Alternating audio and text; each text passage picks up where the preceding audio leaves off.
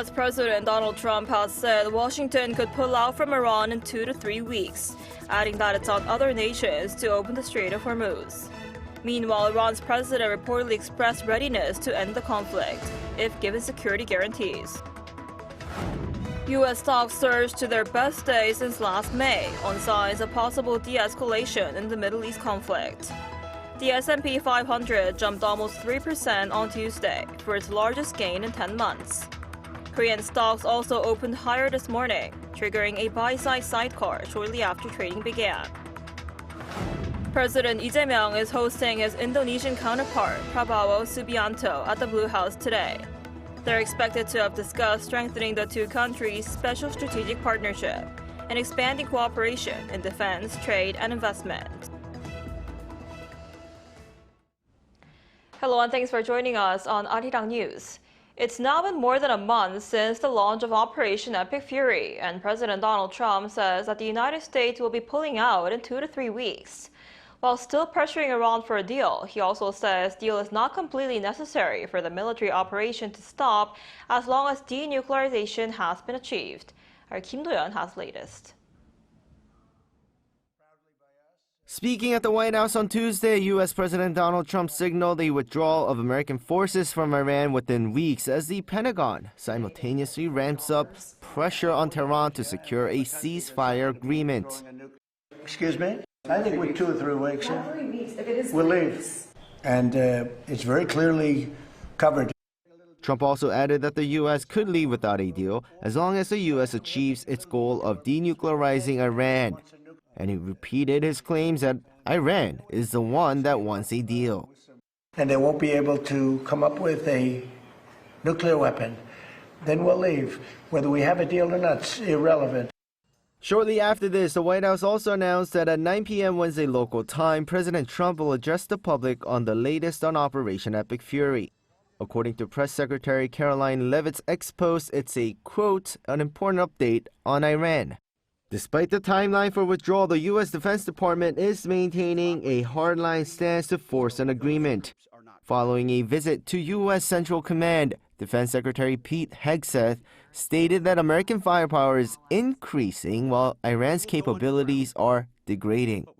This new regime, because regime change has occurred, should be wiser than the last. President Trump will make a deal he is willing.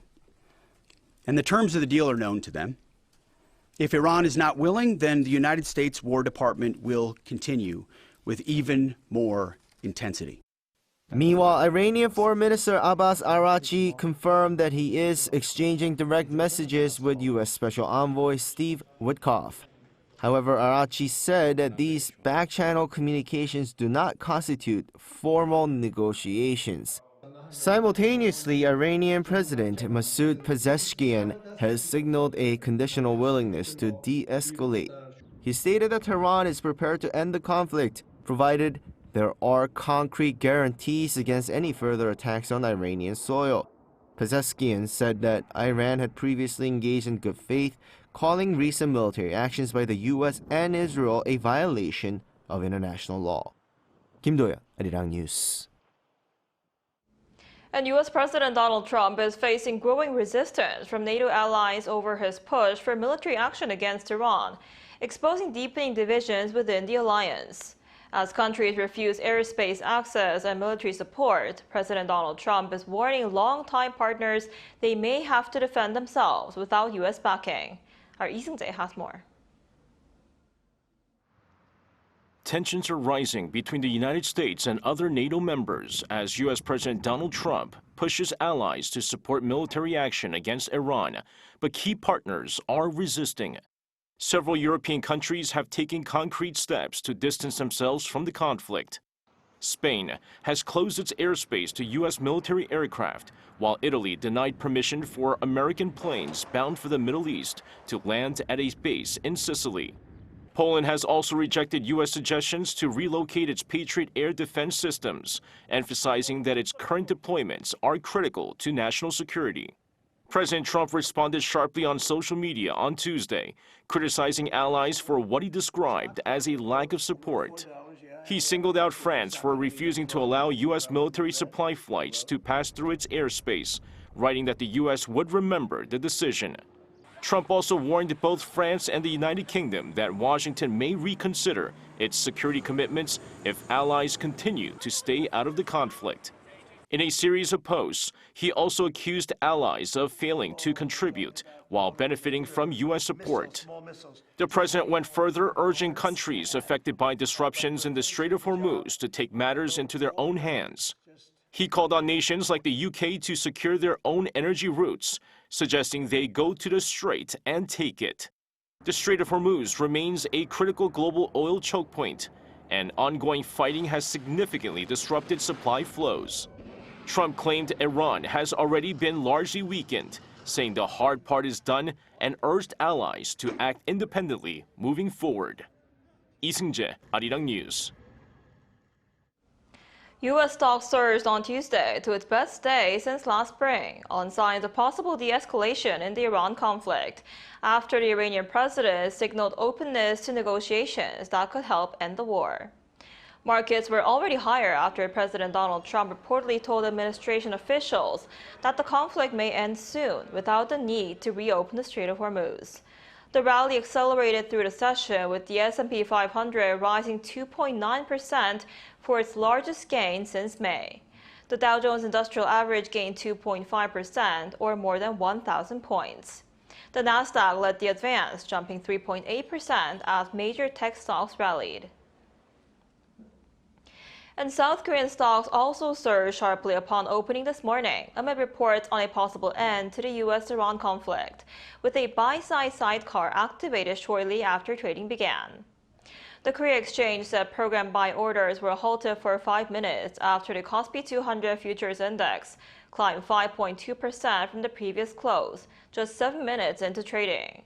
The benchmark index jumped back into the 5,300 range, recovering a day after it barely stayed above 5,000 following a 4% drop.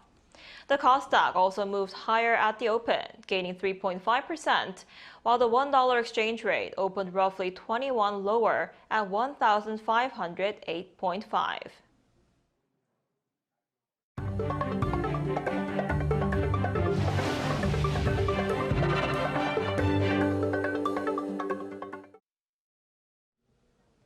President Lee Jae-myung is hosting his Indonesian counterpart, Prabowo Subianto, today at the Blue House for talks on cooperation in a wide range of areas. The summit will be followed by the signing of MOUs and a state lunch. The leaders are expected to discuss bolstering their two countries' special strategic partnership and expanding this in the trade, investment, and defense industries, as well as the AI and nuclear energy sectors. Also on the agenda is regional and global security, including the Middle East war. The Indonesian president is on a 3-day state visit to South Korea. He last visited the country in October for the APEC leaders meeting. And South Korea's exports reached an all-time high in March, hitting $86.1 billion.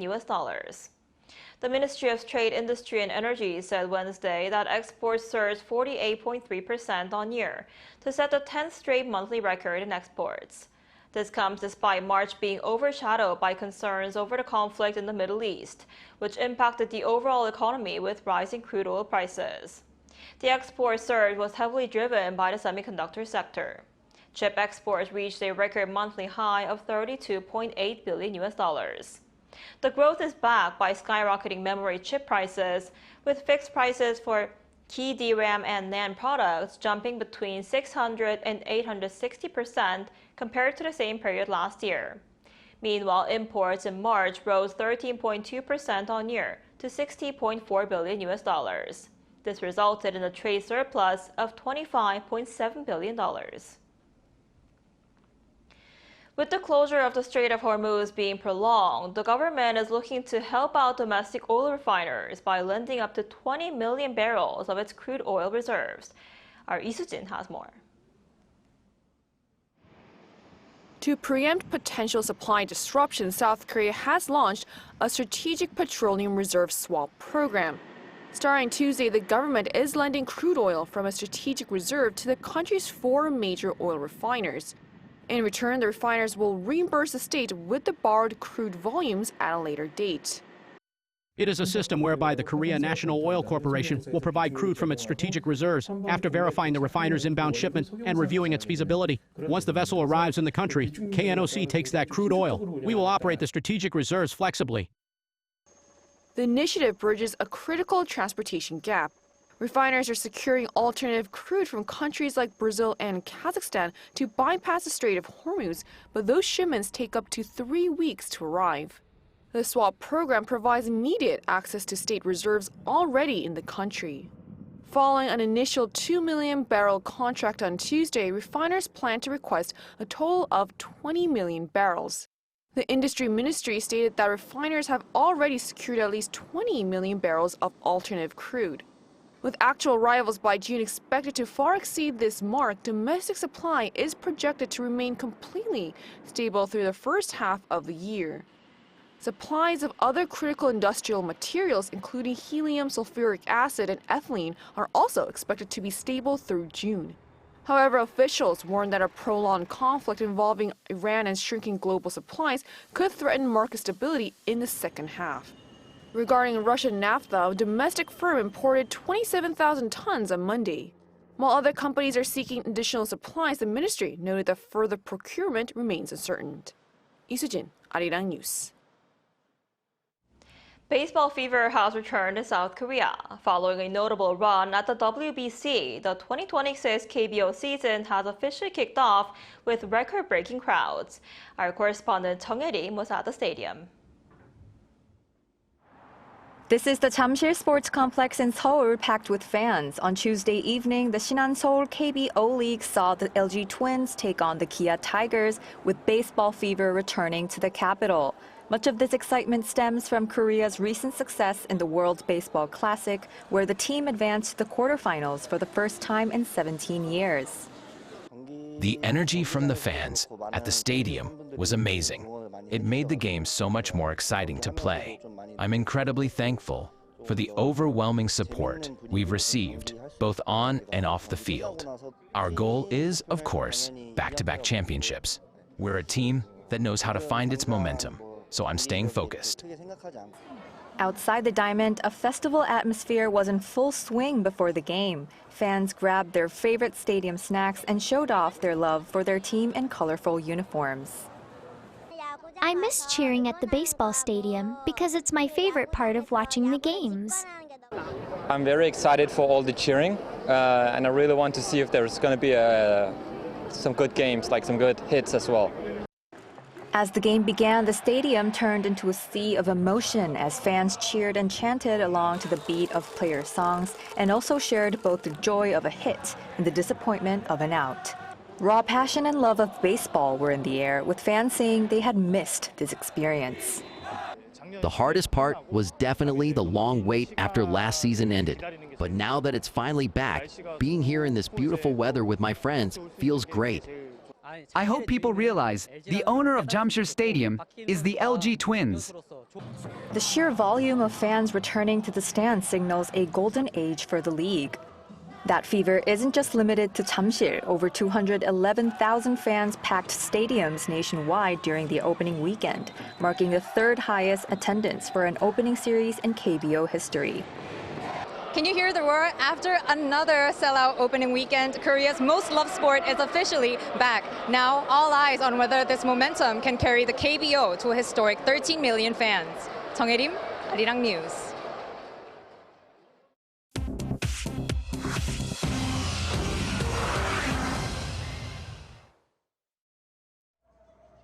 This is The World Now, bringing you everything you need to know from around the globe. Iran's Revolutionary Guard Corps has threatened to destroy American tech and defense company facilities across the Middle East. The IRGC, in a statement released on Tuesday by the government-backed Tasnim news agency, named 18 U.S. companies for what it calls active participation in terrorist plots. The list of companies include Microsoft, Google, Apple, Meta, Nvidia, Palantir, and Boeing. The IRGC ordered people within 1 kilometer of those facilities to evacuate immediately and said strikes could begin as early as Wednesday evening. This follows a confirmed Iranian drone strike on March 3rd that knocked out Amazon Web Services cloud facilities in the UAE and Bahrain. A White House official told reporters the U.S. military stands fully prepared to stop any Iranian attack, citing a 90% drop in missile and drone strikes since the war began. Pakistan and China have issued a 5-point joint initiative demanding an immediate ceasefire in the Gulf and the restoration of safe shipping through the Strait of Hormuz. The two foreign ministers met in Beijing on Tuesday as Iran-backed strikes continue to rattle the region and global energy markets, pushing average U.S. gas prices past $4 a gallon for the first time in nearly 4 years. Meeting in Beijing, the two foreign ministers put forward a 5-point initiative calling on every party to commit to diplomacy as the only path forward, protect civilians and civilian infrastructure, and respect the sovereignty of Iran and Gulf nations, including Iran's peaceful nuclear facilities. Pakistan, which shares a 900-kilometer border with Iran, is emerging as a key mediator in the conflict, leveraging ties with both Washington and Tehran. China's Foreign Minister Wang Yi welcomed Pakistan's role, saying Beijing stands ready to help end the fighting and create an opening for peace talks. In the U.S., a federal judge on Tuesday blocked President Trump's $400 million White House ballroom project, ruling that no U.S. law gives a sitting president the authority to demolish and replace a historical building without an explicit act of Congress. U.S. District Judge Richard Leon granted an injunction halting the 90,000-square-foot project while the lawsuit by the National Trust for Historic Preservation proceeds. Trump took to social media to call the preservation group, quote, left-wing lunatics. He insisted the ballroom is under budget, ahead of schedule, and costs taxpayers nothing. The Justice Department filed an appeal within hours of the ruling. NASA is counting down to a Wednesday evening launch, which will send humans around the moon for the first time in 53 years. 3 American and 1 Canadian astronaut will depart the Kennedy Space Center in Florida on a 10-day mission abroad, the Orion capsule on a mission that takes them deeper into space than any crew in history. Forecasters put conditions at 80% favorable, with the rocket ready on the launch pad. Chu Ji-hyun, Arirang News.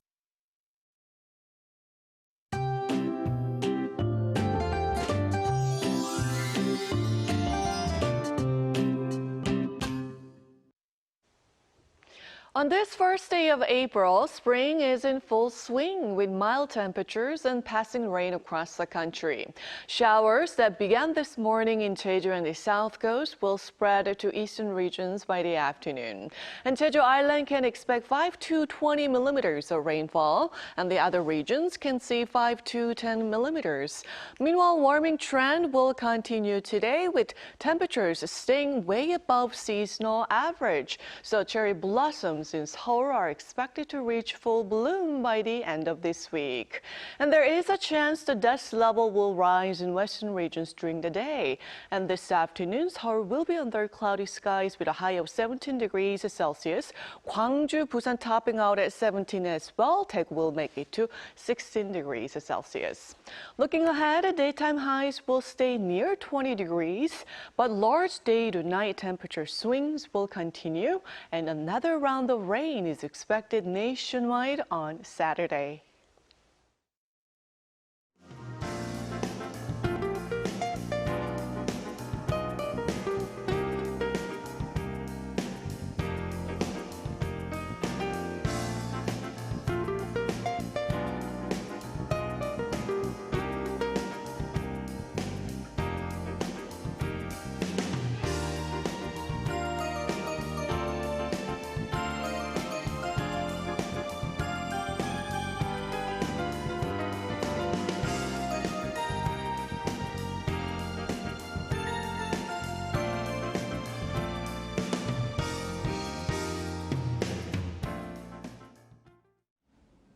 That's all we have for today's noon edition of Arirang News. Thank you for watching. We'll be back at 5 p.m. Korea time. Stay tuned.